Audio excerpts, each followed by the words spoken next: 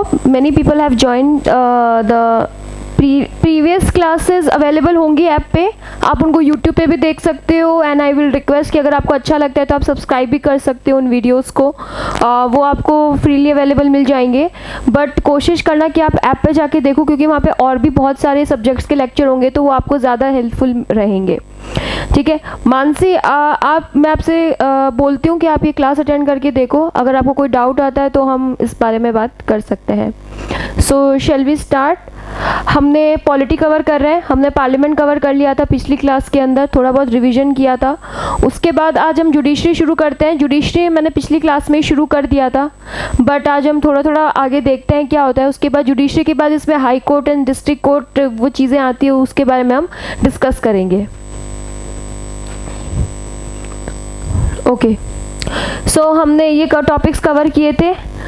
सबसे पहले हमने ये फैक्ट्स पढ़ा था। आई रिक्वेस्ट कि जो भी कोटेशन आता है उसको नोट डाउन कर लो, ताकि वो क्लास आपके जो आंसर राइटिंग होंगी उसमें आपको हेल्प करेंगी।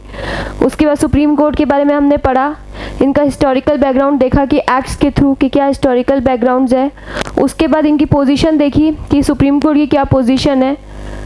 उसके बाद हमने ये देखा फैक्चुअल इंफॉर्मेशंस है, आप नोट डाउन कर सकते हो और चाहो तो इनके याद भी कर सकते हो आप। अगर आपको इस तरीके से स्लाइड से याद रहता है तो इम्पॉर्टेंट पॉइंट मार्क कर लो और उसके बाद आप इनको याद कर सकते हो। देन हमने ये सब पढ़ा, फैक्चुअल पॉइंट्स, अपॉइंटमेंट कैसे होता है जजेस का, रिमूवल कैसे होता है, पार्लियामेंट का क्या रोल होता है, प्रेसिडेंट का क्या रोल होता है, etcetera etcetera. Now collision system, मैंने आपको लास्ट टाइम में बोला था कि मुझे याद दिलाना, लेकिन आप लोग खुद भूल गए हो कि कंसल्टेशन और कोलिजियम में क्या डिफरेंस है और कैसे हुआ जजेस एक्ट के थ्रू, तो वो हम इस क्लास में डिस्कस करेंगे। कोलिजन सिस्टम का मतलब होता है कि बहुत सारे कमिटी या बहुत सारे लोग मिलके उसका एक समूह बनाते हैं, ग्रुप बनाते हैं आई मीन, और डिसाइड करते हैं कि मैटर पे कि क्या डिसीजन लेना चाहिए और किस तरीके से लेना चाहिए, राइट। सो कोलिजन सिस्टम जो बॉर्न हुआ था वो 3 जजेस सिस्टम से हुआ था। It is use for appointment and transfer of जजेस in High court and Supreme Court. वो इसलिए कमेटी बनाई गई ताकि जब पार्लियामेंट किसी, अगर लेट्स से पार्लियामेंट अगर रिमूव करिए किसी जज को, सुप्रीम कोर्ट के जज को, तो वो अपने तरीके से ना तरीके से ना अपनी मर्जी से ना करे उनको रिमूव, या अपनी फेवरेटिज्म करके अपॉइंट ना करे। उसके लिए कमेटी बनाई, जब कमेटी कंसेंसस देती है तो ही वो रिमूव किया जा सकता है, राइट। लेकिन कोलिजियम का कॉन्स्टिट्यूशन में, ओरिजिनल कॉन्स्टिट्यूशन में कोई मेंशन नहीं होगा, क्योंकि उस टाइम पे हमारी सोसाइटी इतनी डाइवर्स नहीं थी, इतना फेवरेटिज्म नेपोटिज्म नहीं था, इतना एग्जीक्यूटिव का इंटरफेरेंस नहीं था, तो उस टाइम पे सोचा कि इस तरीके से काम करते हैं। लेकिन थोड़े थोड़े टाइम बाद जब इश्यूज डेवलप हुए, कॉन्फ्लिक्ट डेवलप हुए, then this collegium system has been developed. Now controversy ये थी, सुप्रीम कोर्ट ने डिफरेंट इंटरप्रिटेशन दी है कंसल्टेशन को एंड कोलिजियम को। कंसल्टेशन ने सच जज में कंसल्टेशन का मतलब ये बताया था कि कॉन्करेंस नहीं होता है। जब हम कंसल्टेशन का मतलब होता है कि एक्सचेंज ऑफ व्यूज़, जैसे कि अगर आप लोग फ्रेंड्स हो, आप लोगों के बीच में किसी को चीज़ को लेके डिस्प्यूट हो जाता है कि आज हम पार्टी यहाँ करेंगे या कहाँ करेंगे, वेन्यू को लेके, तो आप क्या बोलते हो कि चलो कंसल्ट कर लेते हैं, कि क्या कंसल्टेशन रहता है। तो कंसल्टेशन का व्यू होता है कि एक्सचेंज ऑफ व्यूज़, कोई प्रो एंड कॉन्स बताता है, तो इस तरीके से कंसल्टेशन हम किया गया था। सेकेंड जज केस में सुप्रीम कोर्ट ने इसको रिवर्स कर दिया और इसका इंटरप्रिटेशन कंसल्टेशन से कॉन्करेंस कर दिया। कॉन्करेंस का मतलब होता है कि यही लिया जाएगा डिसीजन जो भी मेजॉरिटी बोलेंगी वो, ठीक है। कंसल्टेशन, सुप्रीम कोर्ट ने कंसल्टेशन में प्लूरैलिटी जज बना दिया। प्लूरैलिटी का जज का मतलब है कि जो लोग ज़्यादा मेजॉरिटी में जो जज बोलेंगे वही फैसला और वही डिसीजन लिया जाएगा। The sole opinion of CJI does not constitute a consultation process, obviously क्योंकि वो हेड होता है तो उनको सबको उनकी बात माननी पड़ती है, इसलिए उनको इंक्लूड ही नहीं किया गया था। इसमें यह बोला गया था he should consult a collegium of 4 senior most जजेस of the supreme Court and even if 2 जजेस give an adverse opinion he should not send the recommendation to the government. अगर 2-4 जज हैं, 4 जज है लेट्स से, तो 4 जज के अंदर अगर 2 लोगों ने अलग व्यू दिया, 2 लोगों ने अलग व्यू दिया, तो वो व्यू नहीं जाएगा, वो पूरा होना चाहिए, मेजॉरिटी होनी चाहिए उसके अंदर। फिर जजेस NJSC एक्ट अभी आया था जिसने रिप्लेस कर दिया कोलिजन सिस्टम को अपॉइंटमेंट ऑफ जजेस के लिए, लेकिन सुप्रीम कोर्ट ने बोला है कि नहीं, कोलिजन सिस्टम रखा जाएगा और उन्होंने NJSC को स्टक डाउन कर दिया है, क्योंकि ये बोला गया था, क्योंकि ये प्रिंसिपल ऑफ अगर like basic structure of constitution है, जबकि कोई है independence of judiciary. Independence judiciary का मतलब होता है कि इस तरीके से सुप्रीम कोर्ट के जजेस या फिर कोई भी एक्सटर्नल चीज़ इसके अंदर इंक्लूड नहीं होगी, इंटरफेरेंस नहीं करेगी। इसलिए I hope I am clear.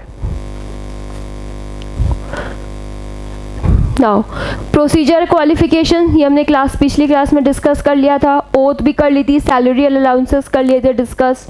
Then हमने टेन्योर ऑफ जजेस की फिक्स नहीं होता है, ये डिस्कस कर लिया। देन रिमूवल कैसे होता है, दैट्स वेरी इंपॉर्टेंट।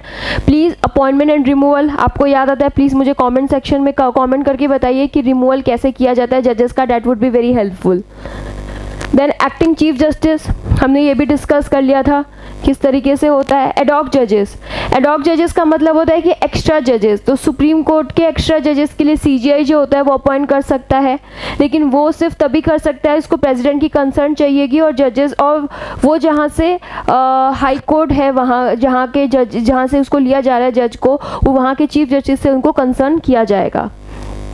रिटायर्ड जजेस, रिटायर्ड जज का मतलब होता है कि सुप्रीम कोर्ट के जो सीजीआई होते हैं वो किसी भी रिटायर्ड जज को रिक्वेस्ट कर सकते हैं कि प्लीज़ आप आइए और हमें सर्व कीजिए। वो रिक्वेस्ट जो होती है वो प्रेसिडेंट के, ऑब्वियसली उनको प्रेसिडेंट से कंसल्ट करनी पड़ेगी, क्योंकि ये सारे काम खुद से नहीं किया जाता है, प्रेसिडेंट की कंसल्ट करना पड़ेगा। ठीक है। एडवोकेट्स ऑफ सुप्रीम कोर्ट, अब एडवोकेट्स होते हैं सुप्रीम कोर्ट के अंदर भी senior advocates, advocates on record and other advocates.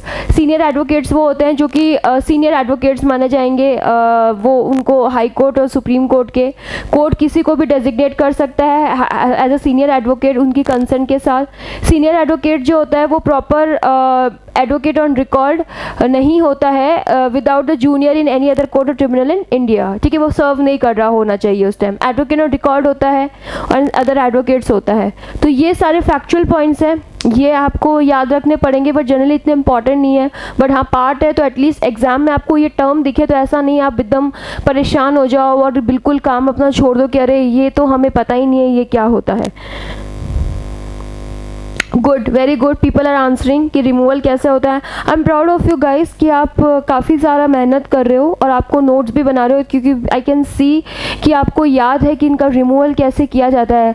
सो आप लोग 2025 में अपियर हो रहे हो, तो अगर आपको अभी भी ये सब छोटी छोटी चीज़ें याद रहेंगी तो जब तक आप एग्ज़ाम दोगे you will develop an confidence आप डेवलप करोगे और आप बहुत अच्छे तरीके से आगे बढ़ पाओगे इसके अंदर।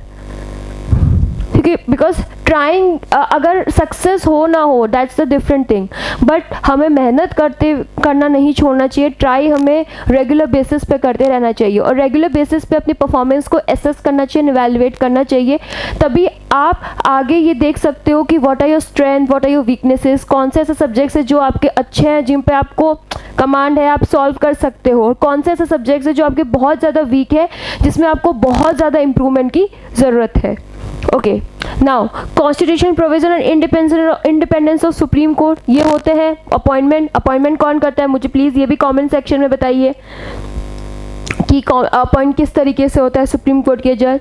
इनका टेन्योर क्या होता है, इनका फिक्स सर्विस कंडीशन क्या होती है इनकी, ये भी मुझे बताइए।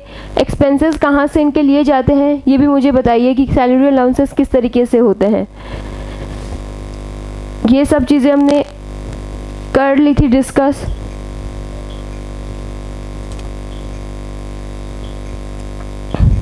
नाउ जुडिक्शन ऑफ सुप्रीम कोर्ट की जुडिक्शन भी हमने कर ली थी। स्पिरिट, एडवाइजरी, एपेलेट, ओरिजिनल, ये हमने सुप्रीम कोर्ट कवर कर लिया था पिछली क्लासेस में। तो मुझे ये बताइए कि रिट जुडिक्शन में क्या होता है, कमेंट सेक्शन के अंदर बताइए, that would be very nice अगर आप बता सके, क्योंकि हमने एक्सप्लेन किया था। एंड आई रिक्वेस्ट कि गूगल यूज़ मत कीजिए आंसर देते वक्त। आंसर नहीं आता तो जेन्युइनली बोलिए कि आंसर नहीं आ रहा है, बट अगर आप गूगल यूज़ करके आंसर दे रहे हो तो वो आपके लिए भी करप्शन, यानी कि मतलब नहीं सही है, वो एग्ज़ाम में आप चीटिंग जैसा ही मान रहे हो आप उसे। ये सब हमने कवर कर लिया था पिछली क्लासेस में। नाउ कॉन्स्टिट्यूशनल पर ये मैंने आपको बताया था कि ये PYQ है, प्रीवियस ईयर क्वेश्चन में यूपीएससी ने ये क्वेश्चन पूछा था। So who is the final interpreter of the constitution, तो it was the supreme court. Now this is very important, ये क्वेश्चन ये आपके मेंस में इंपॉर्टेंट है कि सुप्रीम कोर्ट और इंडियन सुप्रीम कोर्ट और अमेरिकन सुप्रीम कोर्ट में क्या डिफरेंस है, ये आपका मेंस पर्सपेक्टिव से इंपॉर्टेंट है। हाँ, एसेस करके आईडी है, इन्होंने लिखा है writ is an order issued by judiciary. That's obviously because हम जुडिशरी कवर करते हैं यही करेगा, बट रिट जुडिक्शन क्या होती है सुप्रीम कोर्ट की, दैट्स व्हाट आई मेंट कि वो क्या होती है, मुझे ये लिख के बताइए। नाउ इंडियन सुप्रीम कोर्ट जो होता है उनका limited scope of judicial review है, बट अमेरिका का क्या होता है, जुडिशियल रिव्यू जो होता है वो वाइड होता है। ठीक है, सुप्रीम कोर्ट के जो इंडियन सुप्रीम कोर्ट है उनके पास पावर है कि वो स्पेशल लीव दे सकते हैं, जैसे कि ट्रिब्यूनल वगैरह को हमने स्पेशल लीव पिछली क्लास में डिस्कस करी थी, लेकिन इनके पास ऐसी कोई पावर नहीं है अमेरिकन जुडिशरी में। यहाँ पर हमारे यहाँ पे एडवाइजरी जुडिक्शन भी होती है आर्टिकल 143, लेकिन इनके पास कोई एडवाइजरी जुडिक्शन नहीं होती है। बट ये है कि हम procedure establish by law follow करते हैं, they follow the due process of law. Parliament authorize करती है कि वो सुप्रीम कोर्ट के जजेस को इंक्रीज कर सकते हैं या नहीं कर सकती है, बट अमेरिकन में ऐसा कोई प्रोविजन नहीं है। तभी तो हमारे यहाँ बोला जाता है कि हमारे यहाँ पे पार्लियामेंट सुप्रीम है, कॉन्स्टिट्यूशन सुप्रीम है, इन द सेंस ये कॉन्स्टिट्यूशन में ऐसा लिखा है कि पार्लियामेंट के पास ये पावर है कि वो इंक्रीज और डिक्रीज कर सकती है, तो हमारा कॉन्स्टिट्यूशन सुप्रीम हुआ, बट अमेरिका में ऐसा नहीं है।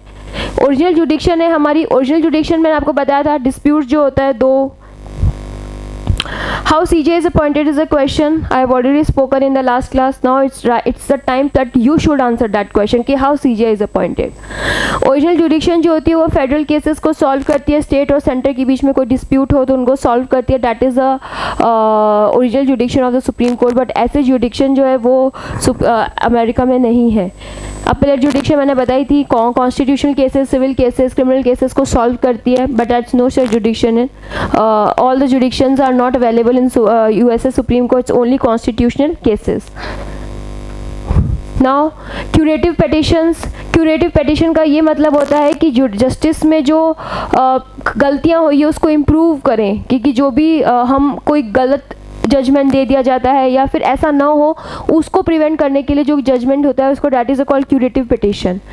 ये फर्स्ट हमारे सुप्रीम कोर्ट में रूपा अशोक हुरा, इस केस में वर्सेस अशोक, ये आपके लिए मेंस पर्सपेक्टिव से इम्पॉर्टेंट है। तो आप जब आंसर राइटिंग में लिखते हैं तो आप इनको लिख सकते हैं, मेंस आंसर राइटिंग के अंदर यूज़ कर सकते हैं this judgment is very important. आप इसको मेंस आंसर राइटिंग के अंदर जजमेंट को यूज़ कीजिए, you will get very good marks.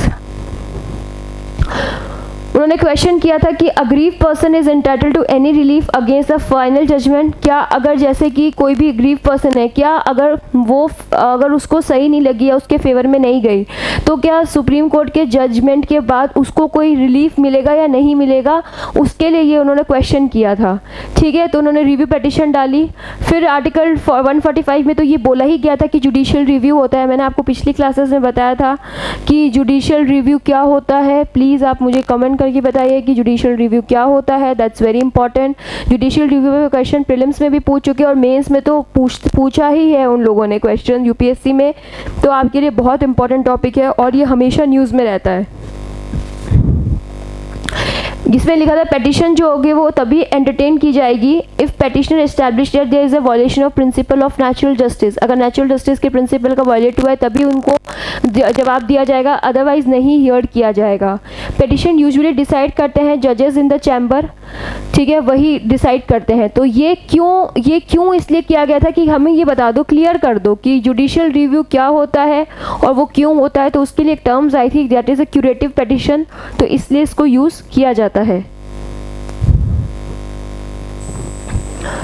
Now आपने टर्म्स सुनी होंगी पेपर के अंदर, judicial review, judicial activism, judicial restrain and judicial overreach. इनका मतलब क्या होता है? इनका मतलब ये होता है, जुडिशियल रिव्यू का मतलब होता है रिव्यू करना, रिव्यू मतलब एग्जामिन करना। तो जुडिशरी उन लोगों उसको एग्जामिन करता है जो कि एग्जीक्यूटिव या लेजिस्लेटिव कोई ऑर्डर दे देता है कॉन्स्टिट्यूशन से रिलेटेड, उनको रिव्यू जो करता है that is a judicial review.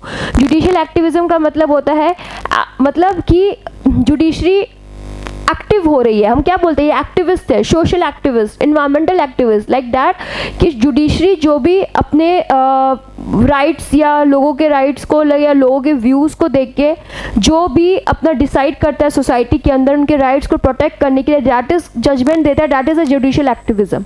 Judicial restrain ये होता है कि जुडिशरी सिर्फ अपने आप को कंट्रोल करता है कि इंटरप्रिटेशन ऑफ कॉन्स्टिट्यूशन ही रहे, वो मतलब कॉन्स्टिट्यूशन जो भी जजमेंट दे रहा है वो बियॉन्ड कॉन्स्टिट्यूशन इंटरप्रिटेशन या फिर beyond basic structure of constitution ना जाए, that is a judicial restrain.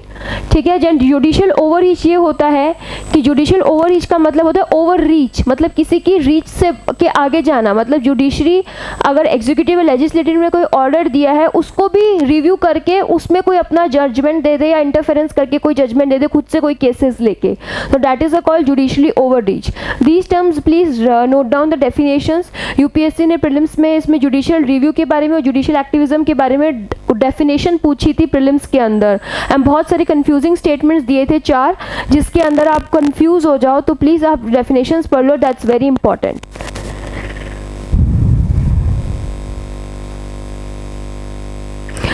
Judicial activism समझ नहीं आया। जुडिशियल एक्टिविज्म का मतलब होता है कि जैसे कि मान लो आपके राइट्स को प्रोटेक्ट अगर करना है, अगर हमें आपके राइट्स अगर ख़राब हो रहे हैं या राइट्स आपके जैसे कि अनटचेबिलिटी है, तो अगर आप अनटचेबिलिटी का आपका राइट अगर वायलेट हो रहा है तो उसको प्रोटेक्ट करने के लिए जो जजमेंट दिया जाता है that is a judicial activism, जहाँ पे जुडिशरी एक एक्टिविस्ट का रोल प्ले कर रही है।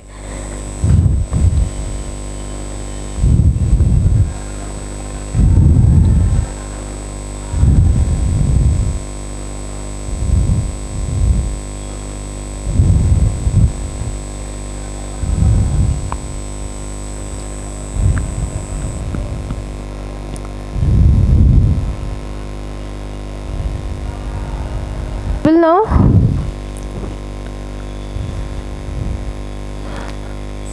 ओके, सो आपने जुडिशियल एक्टिविज्म आई होप आपको क्लियर होगा कि जैसे कि फॉर एग्जांपल आपका अगर अनटचेबिलिटी राइट कोई वायलेट हुआ है या कोई भी आपका नॉर्मल राइट वायलेट हुआ है तो उसको प्रोटेक्ट करने के लिए जुडिशरी जो जजमेंट देती है that is called a judicial activism. Okay, this is important. Judicial review के आर्टिकल है आर्टिकल 13 एंड आर्टिकल 32। उसके बाद जुडिशियल एक्टिविज्म का कोई आर्टिकल नहीं है।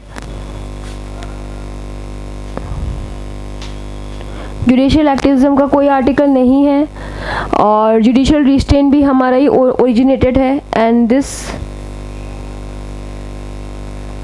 Same with judicial overreach.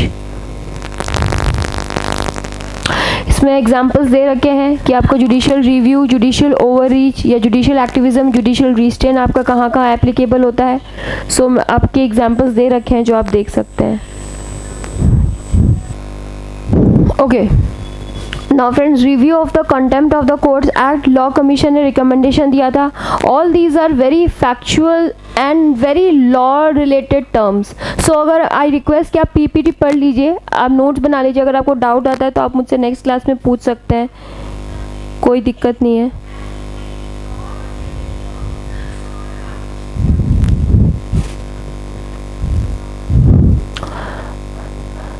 National court of appeal कैसे की जा सकती है, वो किस लिए होता है, ये वाइस प्रेसिडेंट अपने स्पीच में बोला था। So all these are related to ethics and आप GS2 में या फिर ऐसे में पॉइंट्स यूज़ कर सकते हो।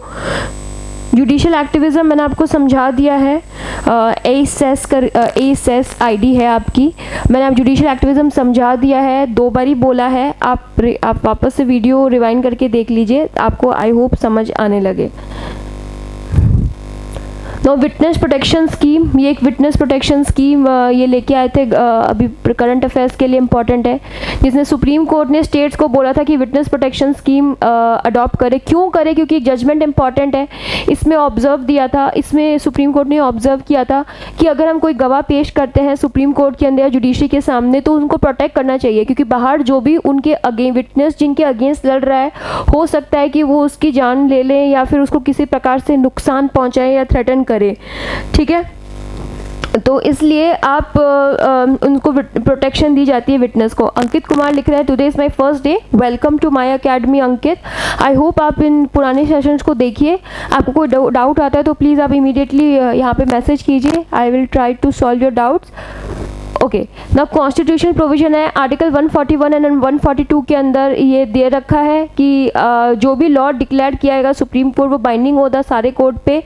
और 142 में ये दिया जाएगा कि सुप्रीम कोर्ट अप्रोप्रिएट रिलीफ देता है तो डूइंग कंप्लीट जस्टिस। ऐसा नहीं है कि जो जिसने क्राइम किया है सुप्रीम कोर्ट उसके अगेंस्ट ही करेगा। सुप्रीम कोर्ट ये मेक श्योर करता है कि जिसने क्राइम किया है और या फिर जो विटनेस है या फिर जो विक्टिम है, इन तीनों को इक्वल अपने तरीके से जस्टिस मिले।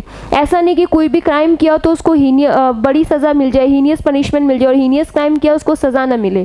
तो supreme court is a true guarantor and of our constitution. Okay, ठीक है। नाउ प्रोविजंस ये है जो जिस तरीके से दे रखे हैं कि किस तरीके से उनको प्रोटेक्ट किया जाएगा, विटनेस प्रोटेक्शन फंड बनाया जाएगा उनको प्रोटेक्शन के लिए। तो ये सब तरीके की फैक्चुअल चीज़ें हैं जो कि मेंस पर्सपेक्टिव से इम्पॉर्टेंट है, ठीक है। नाउ आरटीआई, ये बोला जाता था कि आरटीआई जो होना चाहिए वो एप्लीकेबल होना चाहिए सुप्रीम कोर्ट के जस्टिस पे भी, जजमेंट्स पे भी। तो क्या होना चाहिए, सुप्रीम कोर्ट जो है वो पब्लिक अथॉरिटी है। आरटीआई में वही चीज़ें, आरटीआई मतलब राइट टू इन्फॉर्मेशन, वही चीज़ें इन्फॉर्मेशन दी जा सकती है जो कि पब्लिक अथॉरिटी के अंदर आता है। तो सुप्रीम कोर्ट ने बोला कि जज सुप्रीम कोर्ट जो है वो एक पब्लिक अथॉरिटी के अंदर आता है और सीजीआई का ऑफिस जो है वो उसका पार्ट एंड पार्सल होता है, ठीक है। जुडिशरी जो होता है वो function can not function in blanket isolation. Isolation में सुप्रीम कोर्ट फंक्शन नहीं कर सकता है, इसलिए राइट टू प्राइवेसी एक इंपॉर्टेंट एस्पेक्ट है जिसको बैलेंस करना चाहिए प्रिवेसी के साथ। So that was has been given by the supreme court. Now बहुत सारे इंपॉर्टेंट जजमेंट्स थे कि कंसेंट अडल्ट्री के related, freedom of press, dowry से रिलेटेड, एजुकेशन से रिलेटेड, रिजर्वेशन से रिलेटेड। तो आप इन सब जजमेंट्स को याद कीजिए और नोट्स बना लीजिए, आप इनको मेंस आंसर राइटिंग के अंदर लिख सकते हैं। और प्रीलिम्स में भी आप एक बार देख लीजिए कि क्या जजमेंट्स पूछा जा सकता है, क्योंकि प्रीलिम्स में जनरली जजमेंट नहीं पूछे जाते हैं, कुछ टर्म्स पूछी जाती है जो कि उन अगर जजमेंट्स के अंदर सुप्रीम कोर्ट ने कोई टर्म दी है। बट ये आप जजमेंट जब भी ये टॉपिक है उन टॉपिक के अंदर यूज़ कर सकते हैं, दैट इज़ अ GS2। आप चाहो तो एथिक्स के कुछ जैसे सेक्शन ए जो होता है उनके अंदर भी इन टर्म्स के अंदर जजमेंट्स को एज एग्जाम्पल यूज़ कर सकते हो और ऐसे के अंदर डेफिनेटली यूज़ कर सकते हो। जैसे कि अभी अडल्ट्री का केस है वो सोसाइटी का पार्ट है, तो सोसाइटी के अंदर इंडियन सोसाइटी करके एक सब्जेक्ट है जो कि GS1 के अंदर आएगा, आप उसके अंदर इनको यूज़ कर सकते हो। क्वेश्चन और आंसर्स, ये प्रीवियस ईयर क्वेश्चन है। Bench of the supreme court elsewhere in the country, chief justice of India के पास राइट है with the consultation of president, ये मैंने पिछली क्लास में आपको समझाया था। आर्टिकल है, प्लीज़ राइट इट डाउन, आप समझ लीजिए। Now high court almost supreme court की तरह ही होता है, बट क्या डिफरेंस होता है हम वो देख लेंगे, ठीक है। हाई कोर्ट जो होता है, जो हाईएस्ट जुडिशियल कोर्ट होता है स्टेट के अंदर, जैसे कि सुप्रीम कोर्ट इंडिया लेवल पे होता है, ये जो होता है वो स्टेट लेवल पे होता है। नाउ हाई कोर्ट्स, कॉन्स्टिट्यूशन है हाई कोर्ट के अंदर दी गई। फर्स्ट कॉन्स्टिट्यूशन एस्टैब्लिश जो हुआ था हाई कोर्ट वो इलाहाबाद के अंदर हुआ था 1966 में, ये इंपॉर्टेंट है। 1966 में इलाहाबाद कोर्ट में हाई कोर्ट एस्टैब्लिश हुआ था। उसके बाद बहुत सारे हाई कोर्ट बने, करंटली टोटल 25 हाई कोर्ट है। आंध्र प्रदेश जो है वो 25th हाई कोर्ट बना है। ये फैक्चुअल पॉइंट है जो कि आपको कभी भी पूछा जा सकता है प्रीलिम्स में, और अगर आप स्टेट एग्जाम दे रहे हो तो स्टेट पे भी पूछा जा सकता है, ठीक है। Now Hyderabad, now regarding as a Telangana high court जिसका लोकेशन हैदराबाद में है। जम्मू एंड कश्मीर एंड लद्दाख है कॉमन हाई कोर्ट, ठीक है। उसके बाद ये सब फैक्चुअल पॉइंट्स है, करंट पॉइंट्स है जो कि आप ऐड ऑन कर लेना। कॉन्स्टिट्यूशनल प्रोविजन क्या है हाई कोर्ट की, हाई कोर्ट के आर्टिकल्स इंपॉर्टेंट है। मुझे आप कमेंट में बताइए, चैट बॉक्स में बताइए कि सुप्रीम कोर्ट का आर्टिकल कौन सा है और सुप्रीम कोर्ट का पार्ट जो है वो कौन सा है, मुझे बताइए। आई विल सी कि आप लोगों ने पिछली क्लासेस को रिवाइज किया है कि नहीं। बट हाई कोर्ट के आर्टिकल्स ये हैं जो आप देख सकते हैं, ये इंपॉर्टेंट आर्टिकल्स हैं, ठीक है। उसके बाद हाई कोर्ट की क्या जुडिक्शन है, क्या टेरिटरी है। हाँ, ये पॉइंट इंपॉर्टेंट है, पार्लियामेंट जो है वो जुडिक्शन जो होती है हाई कोर्ट की वो एक्सटेंड कर सकती है, ठीक है। So that's point is very important, और एक्सक्लूड भी कर सकती है। दिस हाई कोर्ट में चीफ जस्टिस होता है और जजेस होता है एज प्रेसिडेंट ऑफ इंडिया में अपॉइंट, ठीक है। वहाँ पे क्या था, फिक्स था, कितने थे 1+34, मैंने आपको बताया था 1+33, तो आपको याद होना चाहिए, ठीक है। बट हाई कोर्ट के अंदर क्या होता है, जैसे कि प्रेसिडेंट अपॉइंट कर सकता है या प्रेसिडेंट डिटरमाइन कर सकता है। कॉन्स्टिट्यूशन ने कोई स्पेसिफिकेशन नहीं दी है कि किस तरीके से होगा, प्रेसिडेंट अपने हिसाब से डिटरमाइन करता है। प्रोविजंस क्या क्या है? Chief justice of high court कैसे अपॉइंट होता है? प्रेसिडेंट करेगा, but with the consultation of chief justice of India and the governor of the state. वहाँ पे कैसा अपॉइंट होता है मुझे कमेंट बॉक्स में बताइए, ताकि मुझे पता चले कि आप लोगों ने पिछली क्लासेस को रिवाइज किया है कि नहीं किया है। ठीक है, उसके बाद दूसरे जजेस होते हैं, यहाँ पे सेम चीज़ है, consultation and collegium. Go back to the supreme Court chapter and see कि क्या समझाया था कंसल्टेशन और कोलिजियम को लेके, ताकि आपको यहाँ पे समझने में आसानी होगी। सी प्रोविजंस, वर्किंग प्रोसेस जो होता है वो दोनों कोर्ट का सेम होता है, बट डिफरेंस थोड़ा होता है कि एक सेंट्रल लेवल पे काम करता है जो कि स्टेट के केसेस को भी सॉल्व करता है, एक स्टेट लेवल पे काम करता है जो सिर्फ अपने स्टेट के केसेस को सॉल्व करता है। तो थोड़ा बहुत डिफरेंस होता है अपॉइंटमेंट में, क्वालिफिकेशंस में, या थोड़ा बहुत प्रोसीजर में। अदरवाइज वर्किंग प्रोफाइल जो होती है, जैसे वहाँ पे जुडिशियल एक्टिविज्म होगा तो यहाँ पे भी जुडिशियल एक्टिविज्म होगा। So all these terms are very common. तो ये तो आप हाई कोर्ट में भी यूज़ करेंगे और सुप्रीम कोर्ट के क्वेश्चंस में भी यूज़ करेंगे। Got it? Now procedure appointment, ये हमारा हो चुका था पिछली क्लास में। कोलिजियम एंड कॉन्करेंस जो होता है उनमें क्या डिफरेंस होता है, जजेस एक्ट। और ट्रांसफ़र ऑफ जजेस, हाई कोर्ट के जजेस जो होते हैं वो ट्रांसफ़र ऑफ कर सकते हैं, और ट्रांसफ़र जो होता है वो किस पे डिपेंड करता है? चीफ जस्टिस ऑफ इंडिया पे। चीफ जस्टिस ऑफ इंडिया अगर चाहे तो उस तरीके से इनका ट्रांसफ़र किया जा सकता है, और ये इसलिए किया जाता है कि ताकि प्रॉपर एक ट्रायल हो एक केस के लिए। ऐसा नहीं कि अगर जज ने यहाँ पे एक फैसला दिया है तो वो अगर उनको लगता है कि नहीं ये बहुत ज़्यादा नेपोटिज्म हो रहा है, बहुत ज़्यादा फेवरेटिज्म कर रहे हैं, क्रोनिक कैपिटलिज्म टाइप की कुछ चीज़ें हो रही हैं, तो वो उनका ट्रांसफ़र भी कर सकते हैं। कोलिजन सिस्टम हमारा हो गया था। रोल ऑफ गवर्नमेंट क्या होता है? रोल ऑफ गवर्नमेंट हमने देखा था कोलिजन सिस्टम में क्या होता है। Now controversy over collegium and consultation, this has been now qualification. Qualification के लिए ये होना चाहिए कि वो citizen of India, of course citizen of India होना चाहिए, उसका जुडिशियल टेरिटरी के अंदर वो 10 साल रहा जाना चाहिए, या फिर वो 10 साल तक हाई कोर्ट का एडवोकेट होना चाहिए। दिस पॉइंट इज़ इम्पॉर्टेंट, क्योंकि सुप्रीम कोर्ट के जजेस की क्या क्वालिफिकेशन थी, आप लिख के बताइए मुझे कमेंट्स के अंदर कि क्या क्या थी, और हाई कोर्ट की क्या थी, तो वो अलग थी, वो इस तरीके से थी। ठीक है, उसके बाद कॉन्स्टिट्यूशन ने कोई प्रोविज़न नहीं बनाया अपॉइंटमेंट और डिस्टिंग्विश जरिस का कोई प्रोविज़न नहीं है। ये सेम प्रोविज़न जो था वो सुप्रीम कोर्ट के जजेस के अपॉइंटमेंट के टाइम था, उनके वहाँ पे आप लोगों का सुप्रीम कोर्ट के यहाँ पे जजमेंट की क्वालिफिकेशन में आपका डिस्टिंग्विश जरिस होता था। प्रोसीजर ट्रांसफ़र, प्रोसीजर जो होता है अभी आपको बताया था कि किस तरीके से होगा। प्रोसीजर ट्रांसफ़र जो होता है वो आपका सिर्फ चीफ जस्टिस ऑफ इंडिया जो है वो ट्रांसफ़र कर सकता है। ओथ्स एंड अफर्मेशन सेम है। कंसोलिडेटेड फंड ऑफ स्टेट होगा, वहाँ पे इंडिया था, यहाँ पे स्टेट है। टेन्योर ऑफ जजेस, टेन्योर जजेस जो है कोई फिक्स नहीं है, ठीक है, लेकिन फिर भी उसकी एज होनी चाहिए 62। सुप्रीम कोर्ट में 65 थी, यहाँ पे 62 है। बाकी जो क्वेश्चन डिसाइड करेगा वो प्रेसिडेंट करेगा कि उनका टेन्योर कितना होना चाहिए, और वो जो डिसीजन लेगा वही वो उनका फाइनल होगा। रेजिग्नेशन जो है वो प्रेसिडेंट को दे सकता है, वो ऑफिस में प्रेसिडेंट द्वारा रिमूव किया जाता है on the recommendation of the parliament. ठीक है, रिमूवल ऑफ जजेस सेम होता है, जिस तरीके से हाई सुप्रीम कोर्ट का होता है उसी तरीके से होता है, पार्लियामेंट में पेश होता है। ठीक है, फिर 100 मेंबर साइन करते हैं, फिर वो कमेटी बनती है, कमेटी के बाद प्रेसिडेंट को प्रेजेंट किया जाता है और प्रेसिडेंट अपनी एसेंट दे देता है। Now acting chief justice of India, acting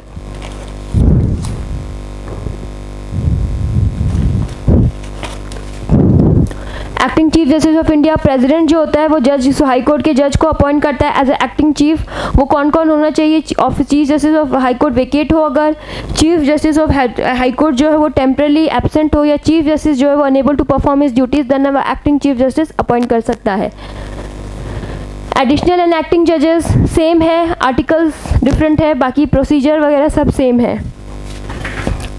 retired जज को हाई कोर्ट का स्टेट को किसी रिटायर्ड जज को बोल सकता है टेम्प्रेरी पीरियड के लिए प्लीज़ आके सर्व करें, क्योंकि केसेस जो है वो नंबर ऑफ केसेस जो है उनकी पेंडिंग इंक्रीज हो गई है, तो उनको सर्व करने के लिए।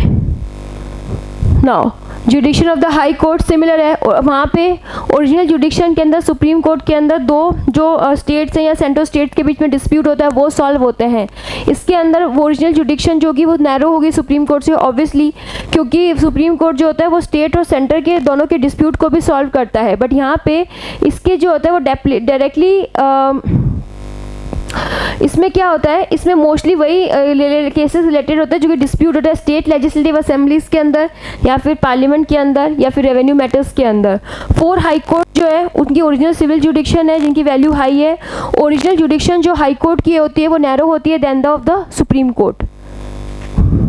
रिट जुडिक्शन जो होती है वो सुप्रीम कोर्ट की वो वाइडर होती है, wider than the supreme Court. वो क्यों होती है, क्योंकि इसमें रिट जुडिक्शन जो होता है उसके अंदर आर्टिकल 226 के अंदर जो आते हैं वो इन्फोर्समेंट ऑफ फंडामेंटल राइट्स के लिए भी जा सकते हैं और दूसरे राइट्स के लिए भी जा सकते हैं।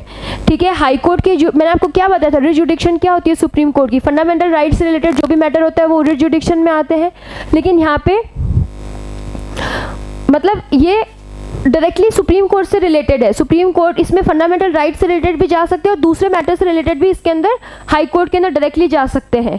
ठीक है, fundamental right and for any other purpose enforcement of an ordinary legal right, इसके लिए भी आप हाई कोर्ट के अंदर जा सकते हो डायरेक्टली।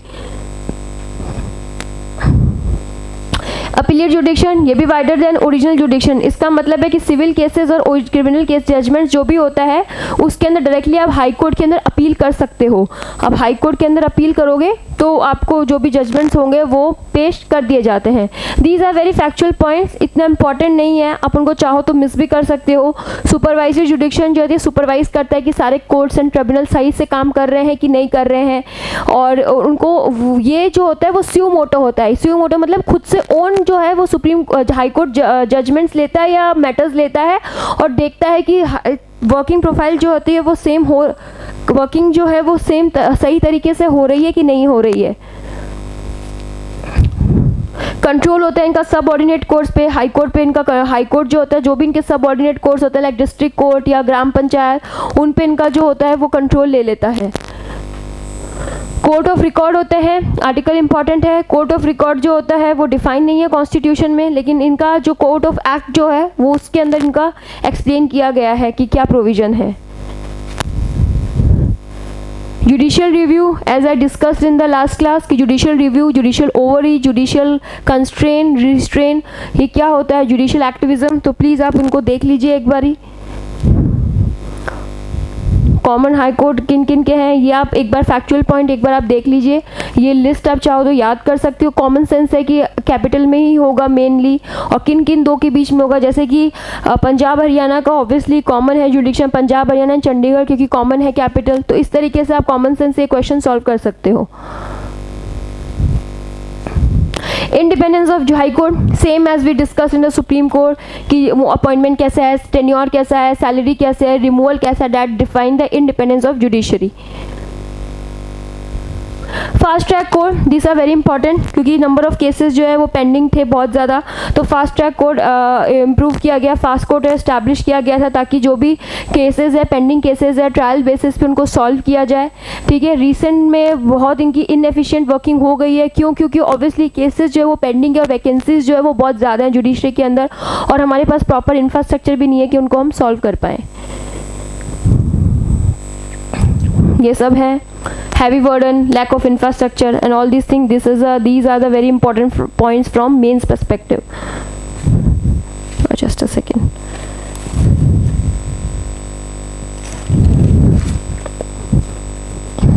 क्या क्या सोल्यूशन है? जुडिशियल स्ट्रक्चर को रैशनलाइज करो, कैपेसिटी बिल्डिंग करो, होलिस्टिक अप्रोच अडॉप्ट करो, स्टेट गवर्नमेंट को सेंसिटाइज करो। तो these are the solutions. Question and answers है, दीज आर इम्पॉर्टेंट, तो आप चाहो तो इनको पढ़ सकते हो क्वेश्चन आंसर्स को। नाउ सबऑर्डिनेट कोर्ट्स क्या होते हैं वो अब हम देखेंगे।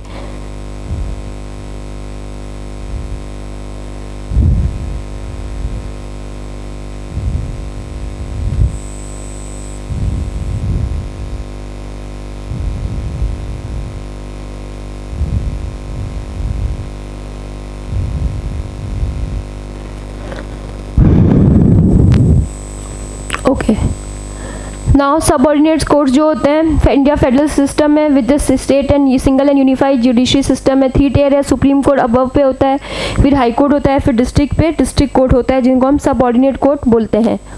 नाउ सबऑर्डिनेट कोर्ट प्रोविजन इनका 6 में है। जुडिशरी सिस्टम में क्या होता है, मैंने आपको बताया था कि इंटीग्रेटेड जुडिशरी सिस्टम हम फॉलो करते हैं। तो किस लिए करते हैं? Supreme court, high court and district court and subordinate court which are called, so these are like that. Qualifications, appointment जो होता है गवर्नर करता है with the consultation with the high court. High court के जजेस की कंसल्टेशन में, या जजेस हाई कोर्ट के जजेस या फिर जस्टिस ऑफ हाई कोर्ट के जज कंसल्ट करके उनको अपॉइंट करता है। क्वालिफिकेशंस क्या होना चाहिए? वो सर्विस में नहीं होना चाहिए, एडवोकेट होना चाहिए 7 ईयर्स के लिए, या रिकमेंड होना चाहिए by the high court for the appointment. Appointment जो होता है वो गवर्नर करता है इन द कंसल्टेशन विद, जो डिस्ट्रिक्ट कोर्ट के अलावा जो जजेस होते हैं उनका अपॉइंटमेंट गवर्नर करता है in consultation with state public service commission and the high court concern. State public service commission जो होता है वो एग्जाम भी कंडक्ट कराता है जुडिशरी लेवल का, तो उनके साथ डिस्कशन करके फिर करता है। कंट्रोल जो होता है सबऑर्डिनेट कोर्ट का, वो प्रमोशन, पोस्टिंग वगैरह के अंदर वो सब ऑब्वियसली वो सब हाई कोर्ट ही लेंगे, क्योंकि हाई कोर्ट जो होते हैं वो अबव होते हैं district court and subordinate court. तो subordinate courts are subordinate to the high Court. उनका ऑर्गेनाइजेशन स्ट्रक्चर आप देख ही सकते हैं इस तरीके से, civil court, criminal court, revenue court में इस तरीके से इनका हायरार्की स्ट्रक्चर आता है, जो कि प्रीलिम्स में कहीं नहीं पूछा है अभी तक, बट अगर पूछ ले तो आपको फेमिलियरिटी होनी चाहिए। That's what this slides are for. Criminal matters, civil matters दोनों में आता है, बट मोस्टली ये जुडिक्शन ऑफ हाई कोर्ट में ही रहते हैं। ग्राम न्यायालय जिनका फैमिली कोर्ट जिनको बोलते हैं, कि ग्राम न्यायालय, इस ये कोटेशन इंपॉर्टेंट है, and enshrined in preamble equity and justice are indisputably 2 key facts of India of a constitution of India. Supreme Court ने डायरेक्टली सारे स्टेट्स को बोला था कि प्लीज़ आप ग्राम न्यायालय अडॉप्ट करो, ताकि जो भी प्रोसेस होता है, स्पीडी प्रोसेस होता है, फास्ट ट्रैक कोर्ट जो काम नहीं कर पा रहे, तो गांव के जो लेवल पे भी जो बहुत सारे केसेस पेंडिंग होते हैं जो रिजॉल्व नहीं हो पाए हैं, वो इजीली रिजॉल्व हो। तो इसलिए सुप्रीम कोर्ट ने हर स्टेट को बोला था और हाई कोर्ट को बोला था कि प्लीज़ आप ग्राम न्यायालय अडॉप्ट कीजिए, क्योंकि दिस आर वेरी इंपॉर्टेंट। हम इनसे पेंडिंग केसेस से छुटकारा मिलेगा और ज़्यादा से ज़्यादा लोगों को जस्टिस की रीच मिलेगी। ये 39A directly principle of state policy, जब हम पढ़ेंगे तब हम डिस्कस करेंगे। लॉ कमीशन ने भी रिकमेंड किया था कि ग्राम न्यायालय अडॉप्ट किया जाए। ग्राम न्यायालय फिर फाइनली इसमें आया और ग्राम न्यायालय फाइनली ऑपरेशन हुआ नॉर्थ ईस्ट के अंदर। ठीक है, अभी एट प्रेजेंट सिर्फ 208 ग्राम न्यायालय, इमेजिन, जहाँ पे हज़ारों की संख्या में कम से कम 39,000 समथिंग गांव है हमारे यहाँ पे, उसमें सिर्फ 208 ही ग्राम न्यायालय है। तो आप ये सोचो कि जुडिशरी पे कितना ज़्यादा बर्डन है, ओवरलोडेड ऑफ वर्क है, जिसकी वजह से जुडिशरी जो है वो अपना जजमेंट्स या फिर लोगों को न्याय नहीं मिल पा रहा है। तो इसलिए ये ग्राम न्यायालय का कॉन्सेप्ट आया था। ग्राम न्यायालय एक इंपॉर्टेंट है, statutory and quasi judicial body है। This is important, statutory quasi judicial body है। ग्राम न्यायालय जो कोर्ट होंगे वो कोर्ट ऑफ जुडिशियल मजिस्ट्रेट होंगे फर्स्ट क्लास के। ग्राम न्यायालय एक्सेस देती है most marginalise section, as I discuss, कि जितने से ज़्यादा जस्टिस, जो ज़्यादा से ज़्यादा लोगों को मिले उनको जस्टिस प्रोवाइड कराने के लिए ग्राम न्यायालय बनी थी। So they provide justice to the most marginalise section of the society, reduce करती है बैरियर्स को, ऑल्टरनेट डिस्प्यूट रिड्रेसल मैकेनिज्म है। Please note all these keywords are very important. आप ये कीवर्ड्स अगर एग्जाम में लिखोगे तो definitely you will able to fetch more marks in the exam. This will give you an edge to other competitors, right. So please आप इन keywords को use कीजिए और कीवर्ड्स को नीचे अंडरलाइन कीजिए, क्योंकि वेरी इंपॉर्टेंट है ये, दीज आर वेरी इंपॉर्टेंट। ये इंश्योर करता है cheap, affordable, effective justice, workload को रिड्यूस करता है और इम्प्लीमेंट करता है DPSP एज आई मेंशन। इनका स्ट्रक्चर और ऑर्गेनाइजेशन किस तरीके से होता है? ग्राम पंचायत हब स्टेट पे बनेगा। स्टेट गवर्नमेंट अपने हाई कोर्ट के साथ कंसल्ट करके नोटिफाई करेगी कि हाँ किस तरीके से आपको ग्राम न्यायालय बनवाना है। स्टेट गवर्नमेंट अपॉइंट करेगी प्रिसाइडिंग ऑफिसर को, जिसको न्याय अधिकारी बोला जाएगा हर ग्राम न्यायालय के लिए, जो कि कंसल्ट करेगी हाई कोर्ट के साथ, जो कि पर्सन होगा जो जुडिशियल मजिस्ट्रेट फर्स्ट क्लास को करने के लिए क्वालिफाई करेगा, उन्हीं को इसका मेन हेड बनाया जाएगा। ठीक है, प्रिसाइडिंग ऑफिसर। सैलरी जो होंगी वही सेम होंगी स्टेट लाइन के सर्विस पे। रिप्रेजेंटेशन जो होगा वो mostly SC ST women marginalise section जो होंगे इंक्लूसिव सोसाइटी को प्रमोट करने के लिए उनको मोस्टली रिप्रेजेंटेशन दिया जाएगा। जुडिशियल अथॉरिटी विलेज न्यायालय गृह जो होंगे मोबाइल कोर्ट होंगे। मोबाइल कोर्ट का मतलब है कि ऐसा नहीं कि इनका कोई फिक्स इंफ्रास्ट्रक्चर है, आज अगर यहाँ दूसरे गांव में ज़रूरत पड़ी तो ये मोबाइल तरीके से मतलब मूविंग तरीके से मूव कर सकते हैं। ठीक है, ये डिस्प्यूट को सेटल करेंगे, क्रिमिनल केसेस को, सूट्स को, डिस्प्यूट्स को सॉल्व करेंगे। ठीक है, तो ये सारे केसेस जो होंगे वो ग्राम न्यायालय करेंगी। ठीक है,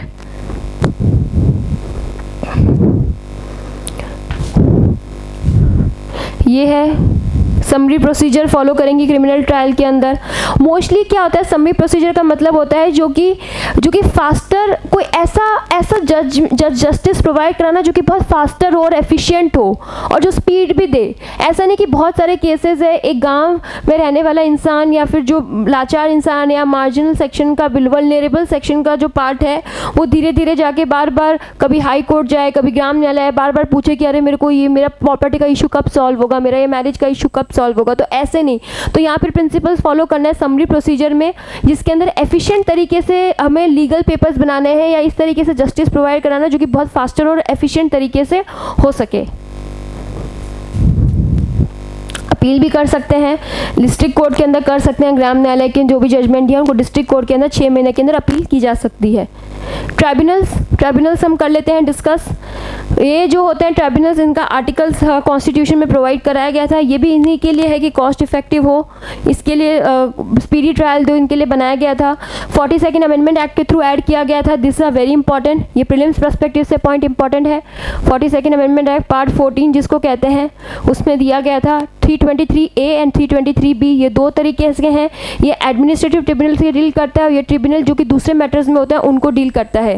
ये नेचुरल जस्टिस के प्रिंसिपल पे काम करता है। चेयरपर्सनल जो होता है उसको सेम होता है as a status as a court of जजेस of high court. So all these points are very important. Article 323A और 323 में क्या डिफरेंस है? 323 जो होता है वो ट्रिब्यूनल जो पब्लिक सर्विस के लिए होता है और ये जो होता है ये दूसरे मैटर्स के लिए भी होता है। ये इस्टेब्लिश करता है, पार्लियामेंट इस्टेब्लिश करता है, लेकिन ये पार्लियामेंट और स्टेट लेजिस्लेटिव दोनों इस्टेब्लिश करता है। ठीक है, इसके अंदर ऑब्वियसली ये स्टेट और सेंटर दोनों के लिए यूज़ किया जा सकता है, लेकिन यहाँ पे ट्रिब्यूनल्स जो होते हैं उनकी हायरार्की क्रिएट की जाती है। So these are factual point जो कि आपको याद करने ही पड़ेंगे, इनके डिटेल में नहीं जाना है क्योंकि हमें ऑब्वियसली हम लॉ के लिए अभी नहीं पढ़ रहे हैं इस क्लास में, तो हम यूपीएससी के लिए पढ़ रहे हैं। तो फैक्चुअल पॉइंट से उनको आपको डेफिनेटली याद करना पड़ेगा, उसके अलावा आपके पास कोई चारा नहीं है। यूटिलिटी यही है, एक्सपेंसिव नहीं होते, कोर्ट को रिलीफ देते हैं, स्पेशलाइज चाहिए होते हैं, डाइवर्सिटी होती है सब्जेक्ट्स की, सिर्फ एडमिनिस्ट्रेटिव दूसरे मैटर्स फाइनेंशियल मैटर्स भी डील किए जाते हैं, स्पीडी होते हैं, एक्सपेंसिव नहीं होते हैं, इफेक्टिव तरीके से जुडिशियल डिलीवरी की जाती है। आर्टिकल 323A, इसके अंदर मैंने आपको बताया था कि एडमिनिस्ट्रेटिव ट्रिब्यूनल्स जो होते हैं वो बनते हैं, इसमें सेंट्रल गवर्नमेंट जो होती है वो स्टैब्लिश कराती है कैट एंड सेट को। सेट क्या होता है? सेट 1985 में सेट बना था। सेट का मतलब होता है सेंट्रल एडमिनिस्ट्रेटिव ट्रिब्यूनल। तो ये क्या होता है? ये सिविल केसेस को और सेंट्रल डिफेंस सर्विस को, इसके अंदर जो भी आते हैं सर्वेंट्स वही रिक्रूट किए जाते हैं और वही केसेस को डील करते हैं। कॉम्पोजिशन इस तरीके से होता है, चेयरमैन, वाइस चेयरमैन, एक चेयरमैन और 65 मेंबर होते हैं। इतने ज़्यादा मेंबर इसलिए लिए ताकि केसेस जो है वो फास्ट तरीके से सॉल्व हो और इफेक्टिव तरीके से सॉल्व हो।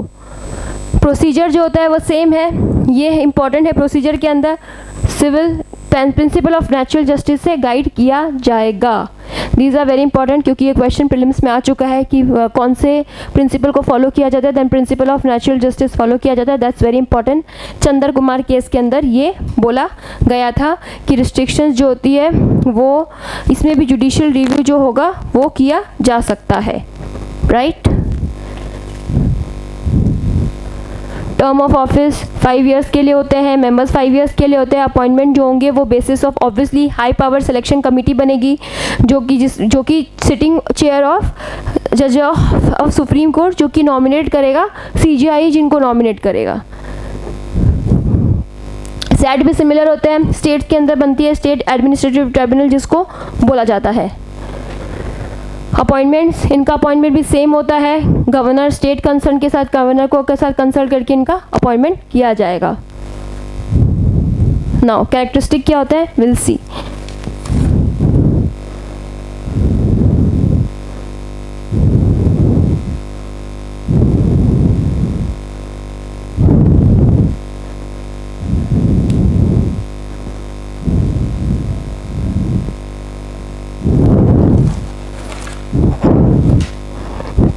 नाउ इनका ट्रिब्यूनल का कैरेक्टरिस्टिक ये होता है कि इनके पास जुडिशियल पावर होती है या फिर क्वाजी जुडिशियल तरीके से काम करते हैं, क्योंकि एडमिनिस्ट्रेटिव ट्रिब्यूनल्स और एडमिनिस्ट्रेटिव केसेस भी इसके अंदर सॉल्व किए जाते हैं। देन डिफरेंस क्या होता है कोर्ट एंड ट्रिब्यूनल में, court of law and tribunal में ये डिफरेंस है कि कोर्ट जो होता है वो ट्रेडिशनल जुडिशियल सिस्टम होता है, लेकिन ये तो हमने कॉन्स्टिट्यूशनल अमेंडमेंट एक्ट के थ्रू बनाया ट्रिब्यूनल। कोर्ट के पास सारी पावर होती है, जुडिशियल पावर इनके पास भी होती है, बट मोस्टली इनके पास क्वाजी जुडिशियल होती है क्योंकि एडमिनिस्ट्रेटिव लेवल पे काम करते हैं, ठीक है। उसके बाद जजेस जो होते हैं वो ऑर्डनरी कोर्ट ऑफ लॉ से का प्रोसीजर वगैरह होता है, बट इनका प्रोसीजर जो होता है वो एग्जीक्यूटिव के हाथ में होता है, कभी भी वो उनको रिमूव कर सकते हैं और अपॉइंट कर सकते हैं। ये मैटर्स जो होता है वो डिसाइड लेजिस्लेशन की तरीके से डिसाइड करते हैं ये, लेकिन एडमिनिस्ट्रेटिव ट्रिब्यूनल उस तरीके से नहीं करते हैं। ये सारे रूल्स एंड फॉलो करता है, प्रोसीजर को फॉलो करता है court of law, but tribunal जो होता है वो उस तरीके से नहीं करता है। प्रॉब्लम क्या है, यही है कभी कभी doctrine of separation of power नहीं होती, लाइक लेजिस्लेटिव एग्जीक्यूटिव जुडिशियल को सेपरेट किया गया है, बट इस तरीके से सेपरेशन नहीं होता है। कॉन्फ्लिक्ट होता है, कॉन्फ्लिक्ट ऑफ इंटरेस्ट हो जाता है, कई बार आपस में लड़ने लगते हैं, कॉन्फ्लिक्ट हो जाता है। उसके बाद कॉन्स्टिट्यूशनल प्रोटेक्शन ऑब्वियसली नहीं है, क्यों? क्योंकि बना ही कॉन्स्टिट्यूशनल अमेंडमेंट एक्ट के थ्रू एंड लेटर ऑन सिर्फ जुडिशरी को एक एडिशनल चीज़ देने के लिए इनको प्रोवाइड बनाया गया था। ओवर क्राउडिंग हो जाते हैं ट्रिब्यूनल्स के अंदर, अनइक्वल जियोग्राफिकल प्रेजेंस है, यानी कि अनइक्वल तरीके से वर्क करता है, ओवरलैपिंग होता है, कई बार जुडिक्शन का हाई कोर्ट ने कुछ बोला, सुप्रीम कोर्ट ने कुछ बोला, इन्होंने कुछ और बोल दिया, तो किसको बाइंडिंग होगा किसको नहीं होगा। So these are very controversial matter. New rules क्या बनाए गए हैं ट्रिब्यूनल्स के लिए?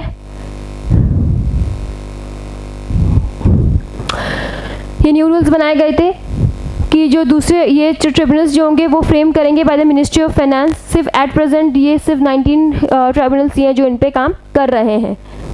रिवीजन हो गया था, ये बोला गया था कि 3 इयर्स तक काम करेगा, चेयरमैन और 70 इयर्स होना चाहिए, वाइस चेयरमैन इतना होना चाहिए। All these points are just a factual point, अगर आप देखना चाहो तो देख सकते हो, अदरवाइज एग्जाम में अब तक नहीं पूछे गए हैं। These are only additional information. Now ये क्वेश्चन आ रखा है आर्टिकल का, आपको बताइए इसका आंसर क्या होगा। 323A अभी हमने डिस्कस किया था, 323A एंड 323B ये 2 आर्टिकल्स होते हैं जो कि ट्रिब्यूनल को एक्सप्लेन करते हैं। Chairman of SAT should be कौन होना चाहिए? नेशनल ग्रीन ट्रिब्यूनल, इस पे मेंस में क्वेश्चन आया था, so this is very important, mains perspective से इंपॉर्टेंट है ये। इसके बाद ये स्टैट्यूटरी बॉडी है एंड ये भी क्वाजी जुडिशियल बॉडी है, सो this is also very important. ज़्यादा कुछ बैकग्राउंड नहीं है, इन्वायरमेंट के केसेस को मोस्टली सॉल्व करती है, ठीक है। और ये भी फास्ट, जैसे हमने ट्रिब्यूनल्स पढ़ा था उन्हीं का एक पार्ट है, सब पार्ट है कि नेशनल ग्रीन ट्रिब्यूनल बनाया था, मोस्टली इन्वायरमेंटल केसेस को सॉल्व करती है। लैंड डिस्प्यूट जो भी होते हैं इन्वायरमेंट प्रोटेक्शन को लेके या वाइल्ड लाइफ से रिलेटेड जो भी प्रॉब्लम्स होती है उनको ये सॉल्व करने का काम करती है, ठीक है। स्ट्रक्चर और कॉम्पोजिशन आपको बता ही दिया, सेम होता है जैसा ट्रिब्यूनल्स के अंदर होता है। प्रिंसिपल इंपॉर्टेंट है, जैसे कि इस ये 5 चीज़ों को देखती है, तो ये 5 याद कर लीजिए आप। वाटर प्रिवेंशन, वाटर पोल्यूशन, उसके बाद forest, air, environment and public liability insurance, ये इनके 5 के थ्रू ये चलता है। और इन्हीं केसेस ये एक्ट इसके अंदर आते हैं, इनके अंदर जो भी इश्यू होगा जो सॉल्व करना होगा वो एनजीटी के अंदर जाएगा। अभी हमने ऑल्टरनेटिव डिस्प्यूट रेजोल्यूशन पढ़ा था, एडीआर। ऑल्टरनेटिव डिस्प्यूट रेजोल्यूशन का मतलब ये है कि डिस्प्यूट का सॉल्व करने का कोई दूसरा मैकेनिज्म बताओ, तो दैट इज कॉल्ड ऑल्टरनेटिव। तो इसको ये भी इसीलिए स्टार्ट किया गया था कि फास्ट डिस्पोजेबल ऑफ केसेस हो, जल्दी से जल्दी जस्टिस डिलीवरी हो, स्पीडी हो, एफिशिएंट तरीके से लोगों को डिलीवरी मिले।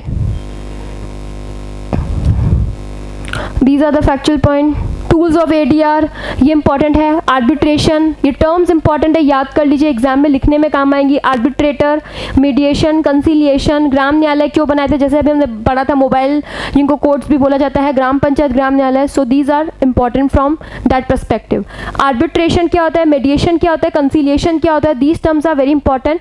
ये होता है कि इसके अंदर कोई न्यूट्रल पार्टी जो होती है वो बीच में बनती है, मीडिएटर की तरह काम करती है और डिस्प्यूट को सॉल्व करने का काम करती है। मीडिएशन का मतलब तो पता ही है कि दोनों पार्टी से कंसेंसस ले लेगी और मीडिएशन करके जो एक ऑल्टरनेटिव डिसीजन होगा वो उनको सुना देगी। कंसीलिएशन का मतलब होता है कि दोनों से कोई वॉलंटरी एग्रीमेंट साइन कराएंगे या पूछेंगे कि हाँ ये सही है, दोनों अगर अग्री हो जाते हैं तो वो प्रोसेस करेंगे। बेसिकली तीनों एक जैसे ही हैं, but these are the different terms which has been given in the law. NALSA ये भी इम्पॉर्टेंट है। नालसा जो है वो ये हमने नेशनल लीगल सर्विस अथॉरिटी जिसको बोला जाता है, तो ये भी है न्याय सबके लिए, ये भी है। ये भी सिमिलरली एक बॉडी है, स्टैट्यूटरी बॉडी है जो कि मॉनिटर करती है, ठीक है। ये नालसा जो 21st एक्ट जिसमें right to life and liberty बोला जाता है, उसी के अंदर ये बोला गया था कि right to free legal and legal services is a fundamental right, तो हमें प्रोवाइड करवाया जाए। ऑब्जेक्टिव इनका सिमिलरली ऑब्जेक्टिव यही है कि सोसाइटी के अंदर जिनको भी राइट्स चाहिए या फिर जिनको भी प्रॉब्लम्स आती हैं जस्टिस से रिलेटेड या किसी और चीज़ से रिलेटेड, उनको इक्वल ट्रीटमेंट दिया जाए, इक्विटी दी जाए। जस्टिस कई बार महंगी पड़ जाती है, लोग अफोर्ड नहीं कर पाते अगर बहुत सालों तक केसेस चलता है, तो ये इसलिए नालसा इसलिए आई थी कि ताकि लोग को इक्विटी मिले जस्टिस के अंदर भी। ऐसा नहीं कि उनको बार बार यहाँ का जजमेंट मिल गया हाई कोर्ट का, ग्राम पंचायत का मिल गया, तो ग्राम न्याय का मिल गया, तो उनको हाई कोर्ट में जाना पड़ रहा है, फिर हाई कोर्ट के अगेंस्ट सुप्रीम कोर्ट में जाना पड़ रहा है। ऐसा नहीं, नालसा मेक श्योर करती है कि सभी मार्जिनल सेक्शन को भी इक्विटी ऑफ राइट्स मिले। स्ट्रक्चर आपका देखा ही है इनका किस तरीके से होता है। ये हमने लीगल सर्विस ऑफ अथॉरिटी, पहले नालसा आएगा, फिर स्टेट लेवल पे आएगा, फिर डिस्ट्रिक्ट लेवल पे आएगा DLSA। कॉम्पोजिशन सिमिलर होता है, कॉम्पोजिशन इंपॉर्टेंट नहीं है, बट हाँ ये मेक श्योर करते हैं कि वुमेन, चाइल्ड और जो SC ST से रिलेटेड जो भी लोग होते हैं उनको ज़्यादा इसके अंदर प्रोटेक्शन मिले, उनको ही ज़्यादा रिक्रूट किया जाता है इन्हीं लोगों को सेक्शंस के अंदर, ताकि इनको स्पेशल रिप्रेजेंटेशन जिनको बोल सकते हैं वो प्रोवाइड करवाने के लिए।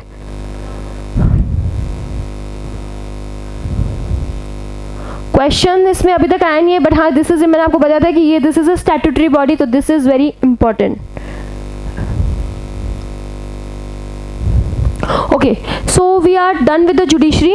जुडिशरी इतना ही है। मेन चीज़ क्या होती है, मेन चीज़ आपको ये पता होना चाहिए कि सुप्रीम कोर्ट के अंदर हमें क्या पढ़ना है, उनकी क्वालिफिकेशन, उनको अपॉइंट कौन करता है, उनको रिमूव कौन करता है, राइट, एंड उनकी जुडिक्शंस जो भी है, original and writ jurisdiction, these two jurisdictions are important.